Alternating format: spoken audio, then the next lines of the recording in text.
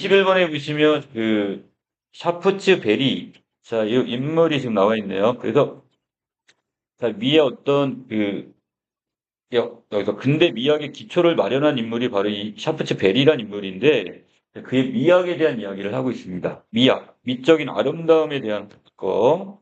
자, 그리고 오른쪽 지금 보시면 존 듀이의 입장인데요. 이 존 듀이는 이제 경험론적 입장이 되고, 자, 이 상황에서 이런 것이 환경과 어떤 관련성이 있는지, 자, 이것까지 같이 연결을 시켜놨습니다. 자, 가볼까요? 자, 샤프츠베리는 근대 미학의 기초를 마련한 인물로 간주되다, 여기다. 자, 우리가 이렇게 생각하다, 생각대지다. 이런 얘기인데, 그의 미학은 초월적 신의 존재가 모든 것에 우선한다는 이상학적 전제를 바탕으로 합니다. 자, 그러면, 여기서 초월적 신의 존재가 있다는 거 없다는 거야? 있다고 보는 거죠. 자, 그리고 모든 것이 신에 의해서 이 세상이 창조가 됐다. 의도가 담겨 있다 보는 거야. 자, 이런 세계를 형 이상학적 세계 이렇게 봅니다. 형 이하학적이라는 건 여러분이 지금 잡고 있는 펜, 눈에 보여지거나 만질 수 있는 이런 현실 세계가 형 이하학적 세계가 되는 거고요. 거기에 비해서 형 이상학적 세계라는 것은 자, 뭐를 의미한다? 이것은 지금 우리 추상적인 어떤 신의 세계는 우리 눈에 보여지는 세계는 아니잖아요. 자, 그래서 온 우주가 신의 피조물이라고 보았던 피조물, 신에 의해 만들어진 자물 이렇게 보았던 샤프트 베리는 우주의 속성인 질서와 그다음에 균형, 조화 이것을 지닌 대상을 아름답다고 여겼으며 그가 생각하는 이 아름다움은 대상 속에 실제하는 형식적 본질로부터 기인한 것이다. 이렇게 보고 있습니다. 자, 그러면 우주의 가장 기본적인 속성이 질서, 균형, 조화란 말이야. 자, 이것이 대상에서 이걸 발견할 수 있다면, 그건 아름다움이다. 이렇게 볼 수가 있다는 얘기예요, 지금.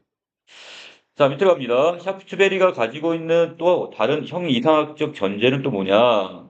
자, 미의 위계성입니다. 위계성이 뭐죠? 위계, 질서. 일정한 질서, 서열이 있다는 얘기야. 자, 그래서, 자, 여기에 위계성이 있다는 것은 어느 정도의 서열, 지위, 또는 계층. 자, 이런 서열이 있다고 보는 건데요. 자, 여기는 3등급까지 나누네요. 그는 대상이 지닌 이 형성력을 기준으로 해서 미를 3등급으로 나눴습니다. 모든 것을 만들 수 있는 형성력을 지닌 존재인 신, 이걸 가장 높은 등급에 올려놓고, 또 신에 의해 형성되어 예술품과 같은 아름다운 것도 형성할 수 있는 인간을 그 다음 등급, 그 밑에 등급. 자, 그 다음에 예술품과 같이 형성된 결과물에 해당하는 물질적 대상을 우리는 가장 낮은 등급으로 봅니다. 자, 신에 의해서 인간도 창조가 되죠? 그리고 그 인간에 의해서 다시 창조가 되는 뭐가? 이 예술품. 자, 이게 바로 이 물질적 대상이 그 아래 단계, 등급이라 보십니다. 자, 그는 하위 등급은 언제나 상위 등급으로부터 기인하고, 자, 여기서부터 그게 시작이 되는 거고, 강조하면서 물질적 대상보다는 인간보다는 신이 더 아름답다고 보았습니다. 자, 등급이 아까 위계성, 서열성이 있어서 등급이 높을수록 더 아름다운 거야. 자, 밑에 그렇다면 샤프츠 베리는 미적 경험에 있어서 인간이 어떻게 미를 감지한다고 보았을까? 자, 물음을 하나 던졌습니다. 인간은 어떻게 아름다움을 감지할 수 있을까? 샤프츠 베리는 이를 설명하기 위해 인간이 신으로부터 받은 이 자연적 본능인 취미를 제시합니다. 자, 취미. 자, 이 취미라는 것은 미를 감각하는 하나의 독립적인 내부 감각이자 미를 판단하는 능력으로서 감각기관이 대상의 맛이나 색깔 등을 즉각적으로 감지하는 것처럼 취미라는 것도 이 대상을 접하는 순간 즉각적으로 이 아름다움을 판단해 낸다 이렇게 보고 있네요. 자, 이 취미라는 것이 결국 우리의 미적 아름다움을 판단한다 이렇게 보시면 될 것 같고요. 그런데 취미는 자연적 본능임에도 불구하고 이거는 우리가 본능 갖고 태어난 거야. 그럼에도 이 문화권이나 또는 사람에 따라 미적 판단이 달라질 수가 있네요. 그럼 이건 어떻게 되는 거야? 그 환경에 따라서 또 그 사람의 여태까지 살아온 어떤 배경에 따라 어떻게 돼요? 미적 판단이 달라질 수가 있죠.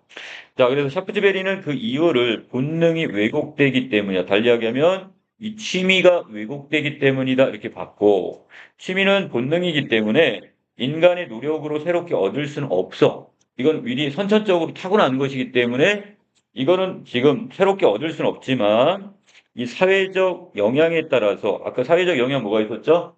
이 문화권이나 문화 또는 사람에 따라서 이게 달라진다고 했으니까 사회적 배경에 따라 이것이 달라지기 때문에 발현되는 나타나는 양상이 달라질 수가 있다고 보고 있습니다. 따라서 취미가 제대로 발현되기 위해서는 교육이나 뭐가 필요하다고요? 자, 여기에 필요한 게 교육 또는 개발. 자, 이것이 필요하다 이렇게 좀 보고 있습니다. 한편 취미의 반응이 즉각적이라는 점은 자, 미적 판단이 우리 이익과 무관한 것임을 시사하는데, 자, 이것이, 자, 취미의 반응이 즉각적. 와, 이걸 딱 보자마자 우리가, 아름다워. 이걸 느끼는 것이, 좀 이 미적 판단이 우리 이익이나, 그 다음에, 이건 무관하게 보는 거래요. 아, 저거는 나에게 이익이 되니까 아름다워. 이렇게 보는 게 아니라, 쟤는 추한. 자, 나에게 이익이 안 되니까 저건 추한 거야. 이렇게 보지 않고, 자, 그 취미를 통해 우리는 어떻게 돼? 즉각적으로 아름다움을 판단한단 말이야. 자, 그래서 이때 이 샤프츠베리는 이런 무관심성이란 개념을 제시했는데, 자, 무관심성이란 대상에 대해 무신경한 태도가 아니라 사적인 욕망으로부터 벗어나는 것을 의미한대요. 자, 개인적인 어떤 욕망으로부터 벗어나는 것을 무관심성이다 이렇게 보았습니다. 자, 이는 미적 경험의 주체인 인간이 대상의 도구적 가치에 주목을 하거나 이 대상에 대한 소유욕을 갖는 것에서 벗어나 대상 그 자체가 지닌 자, 미적 성질이나 즉 바로 내재적 가치에 주목해야 대상의 아름다움을 관조할 수 있다. 이 관조라는 것은 우리가 어떻게 되는 거? 우리가 비춰지는 것, 관찰적인 태도, 우리 그 비춰지는 대로 이걸 바라볼 수 있는 태도가 관조적 태도입니다. 자, 그래서 자, 우리는 이 무관심성, 어떤 사적 욕망에서 벗어나서 도구적 가치 내지 소유욕, 여기서 벗어나 그 자체로서, 그 대상의 자체로서의 아름다움의 성질, 이것을 우리가 어떻게 해요? 우리가 진정으로 바라볼 수 있어요. 그러니까 욕심을 버려야 돼. 그 대상에 대한 어떤 소유욕이나 이런 도구적 가치로서의 어떤 이런 모든 욕망을 버려야지만이 그 대상을 우리가 진정한 그 대상의 아름다움을 찾아낼 수가 있다고 보는 겁니다. 자, 여기까지 내용 간략하게 요약하면 샤프츠베리는 지금 근대 미학을 기초로 한 그런 인물인데 자, 이 미학 두 가지 봤죠? 첫 번째 전제 조건이 초월적 신의 존재가 모든 것을 우선한다는 것. 자, 결국 신에 의해서 모든 세계가 창조가 되고 자, 신은 지금 거기에 어떤 것, 질서, 균형, 조화 이걸 다 담았단 말이야. 자, 이것에 맞아 떨어지면 어떻게 되는 거야? 그 아름다움의 대상이 되는 거야.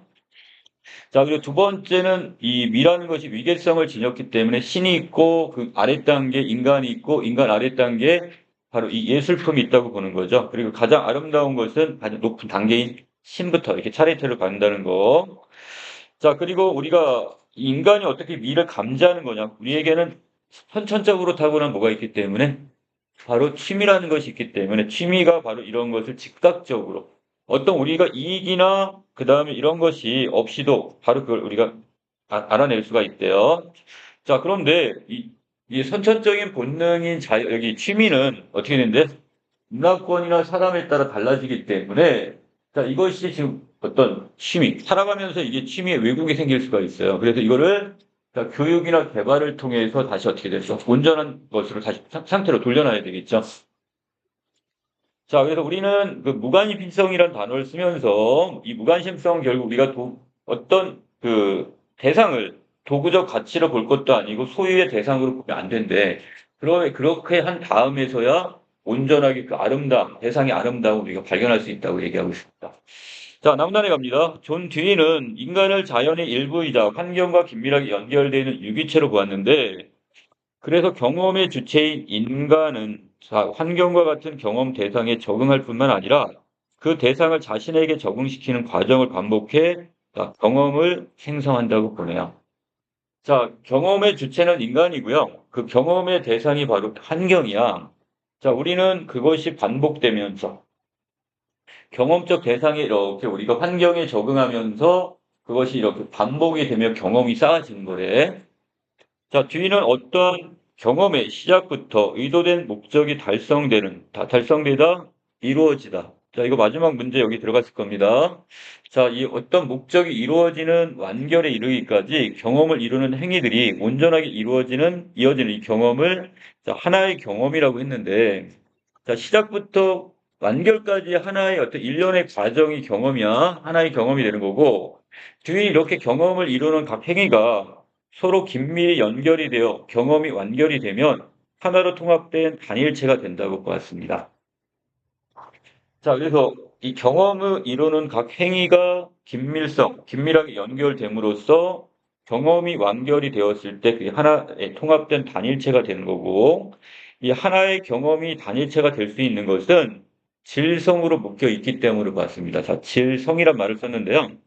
자, 질성이란 경험적 주체가 경험의 주체인 인간을 얘기하는 거죠. 인간이 어떠한 경험 상황에서 직접 포착하는 것으로 이 경험 상황만이 가진 고유하며 이 독특한 성질을 의미한다. 이렇게 보면 되겠습니다. 자, 여기 예문을 들었어요. 자, 가령 가족과 함께 식사를 한 후에 자신이 포착한 그 식사의 지배적인 특징이 풍성함이라고 이렇게 하면 그 풍성함 자체가 하나의 질성, 경험적 상황에서 얻은 성질, 바로 풍성함이 바로 질성이 되는 것이고, 또 어떤 사람은 이렇게 다른 가족 구성원에게는 이 우아함이 지배적인 특징이었다면 우아함이 그 식사의 질성이 되는 겁니다. 자, 똑같은 여기 뭔데? 식사의 어떤 장면인데 이제 거기에서 각각 느끼는 분위기나 이런 게 달라지죠. 그 성질이 이런 게 바로 질성이 되는 겁니다. 자, 이와 같이 질성은 경험 주체가 이 경험 대상과 상호작용한 결과로 나타나기 때문에 같은 경험에 대해서도 주체마다 상이하다, 서로 다르게 나타날 수가 있게 되는 겁니다. 그러니까 똑같은 식사의 장면을 봤는데 어떤 풍성함을 느낄 수도 있고 어떤 경우 우함을 느꼈다면 거기에 대해서 각각 다른 질성을 느끼게 되는 거예요. 자, 또한 뒤에는 자, 여기 있는 예술도 하나의 경험이란 차원에서 설명하고자 했는데, 그는 창작 행위가 하나의 경험이 되려면 창작자가 작품을 창작하는 과정에서 스스로가 감상자로서의 관점을 지녀한다고 봤어요. 자, 예술가인 창작자가 자, 스스로가 감상자로서의 관점을 지녀야 된다. 자, 이게 그래야지 창작 행위 하나의 경험이 될 수 있다고 봤네요.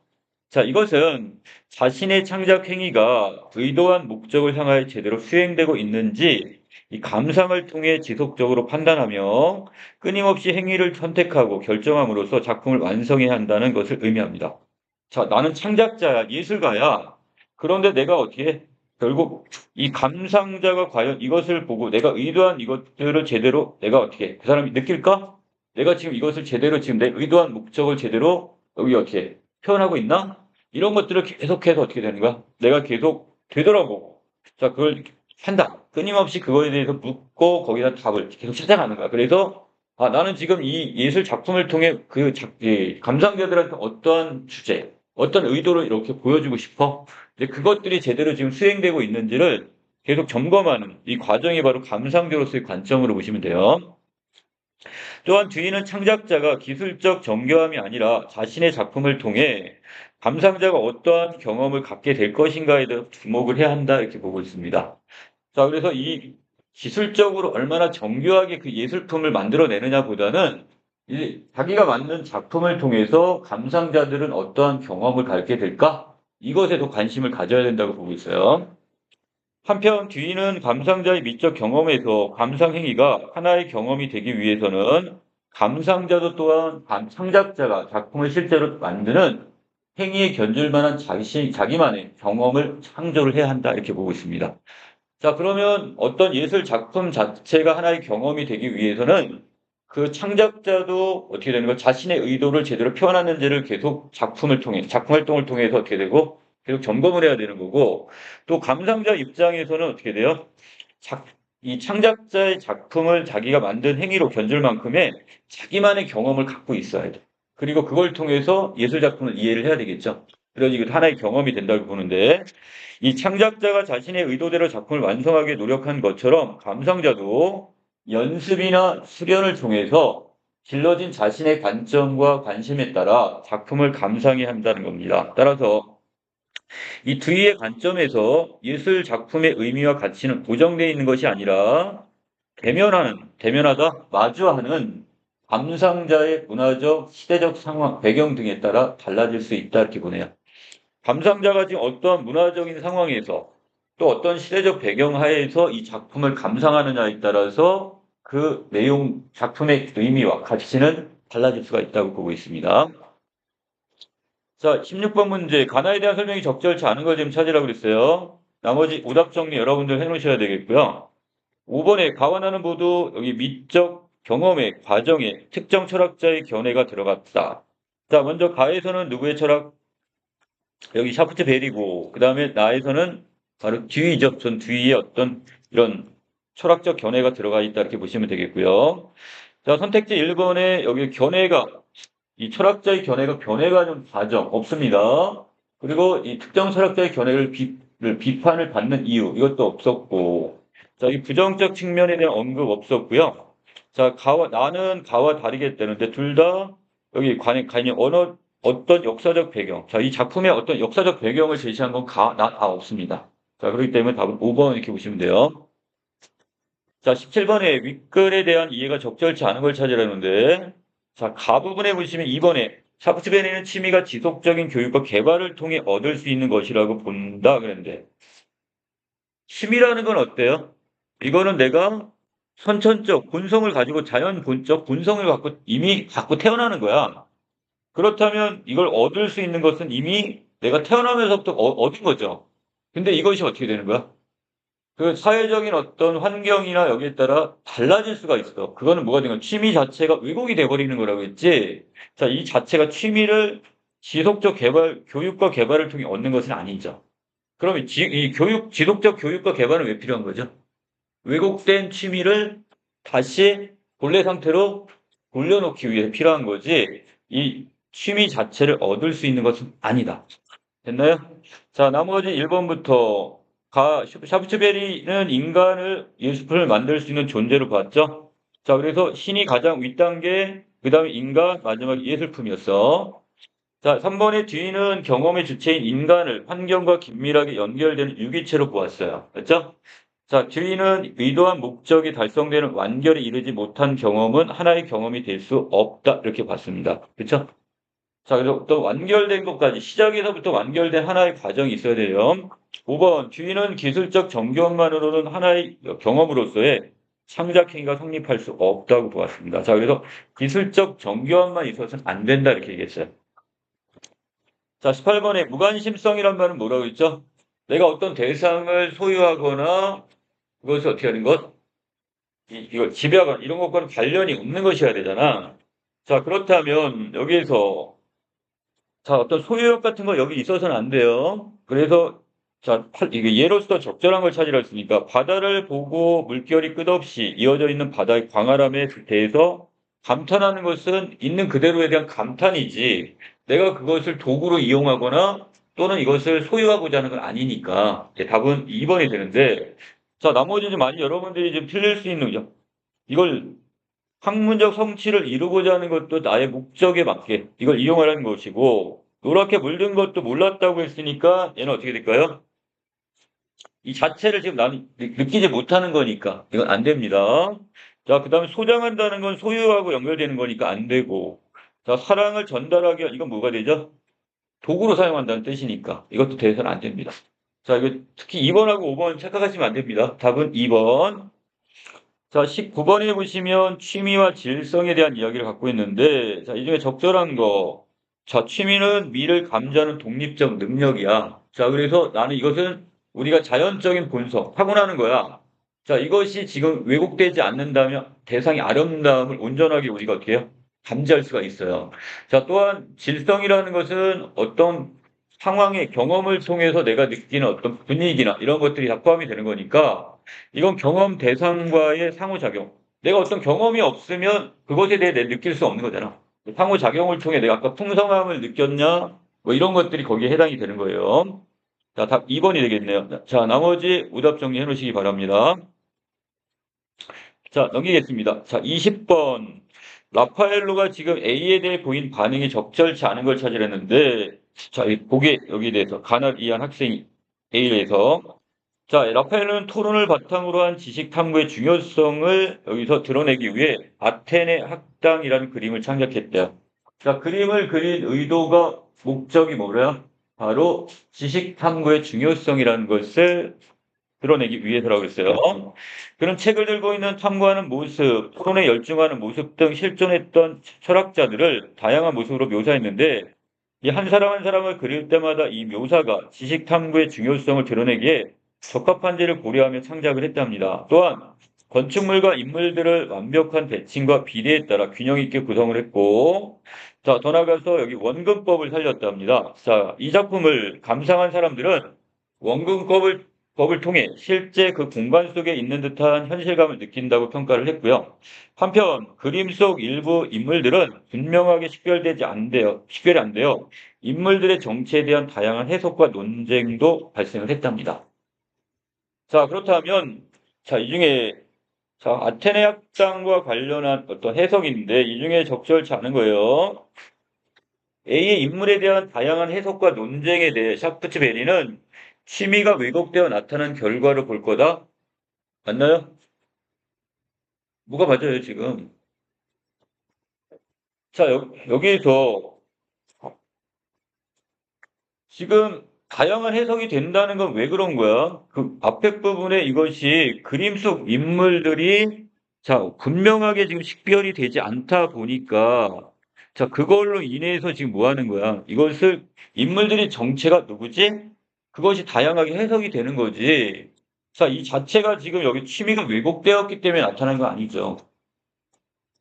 취미의 왜곡은 결국 아름다움을 제대로 파악하지 못하는 거야. 근데 여기서는 지금 그것과 상관없이 그 자체, 그림, 여기 안에 있는 이 아테네 학당이란 그림 자체 인물들이 분명하게 그려지지 않았어. 누군지 잘 모르겠어. 그러다 보니까 이게 다양하게 해석이 될 뿐이지, 이게 지금 이 취미 자체가 왜곡된 거라 볼 수는 없어요. 자, 그리고 주인은 감상자만의 관점에 따라 작품을 감상하는 연습이 부족해 나타난 결과다. 이것도 마찬가지. 연습이 부족하거나 이런 의미보다는 자, 결국 여기 있는 그림 자체의 이 불분명성, 불분명하기 때문에 이것이 외려 다양한 해석의 논쟁을 갖고 오게 됐다. 이렇게 보는 게 맞습니다. 자, 나머지 부분들, 자, 체크. 샤프트베리는 대칭과 비례, 이거에 따라서 자, 이 균형 있게 배치한 이 A의 이 그림들을 보고서 뭐라고 얘기했어요? 우주의 속성을 드러낸다고 보아서, 왜? 일정한 비례나 이런 균형이 있으면 이게 우주의 속성이라고 그랬죠? 그리고 아름다움이라고 판단했을 것이고. 자, 그 다음에 뒤는 여기는 이 원근법을 사용했어. 자, 그래서 감상 현실감이 느껴지를 의도했다는 점에서 자, 창작자와 감상자를 고려한 하나의 경험으로서의 창작 행위로 볼 수 있을 겁니다. 자, 뒤는 라파엘로가 지식 탐구의 중요성을 드러내기 위해 고려하며, 자, 이걸 이렇게 적합한지 고려하며 A의 각 인물들을 그려 나간 것을 창작자 스스로가 감상자로서의 관점에서 왜 자신의 그 의도나 이런 게 적합한지를 지금 여기 계속 질문을 던진 거죠. 자, 그럼으로써 이것이 하나의 어떤 이걸 결정해 나간 과정 이렇게 좀 볼 수 있네요. 자, 4번에서는 지금 여기 위에 위계성 중 가장 낮은 등급에 해당하는 대사. 맞나요? A가? 예술 작품이니까 인간에 의해 창작된 거니까 이건 가장 낮은 단급 3등급에 해당이 될 거야. 그러므로 A를 감상자에 의해 그 작품의 의미가 재창조될 수 있는 대상으로 볼 겁니다. 자, 답은 5번. 자, 마지막에 아까 21번 미리 정리했었는데 C 부분은 세워지다의 의미라고 해석하시면 안 되고요. 자, 이것은 C는 어떻게 목적이 달성되다, 어떤 도달하거나 이루어지다 의미로 해석하는 게 맞을 겁니다. 네, 답은 3번 이렇게 체크해 주세요.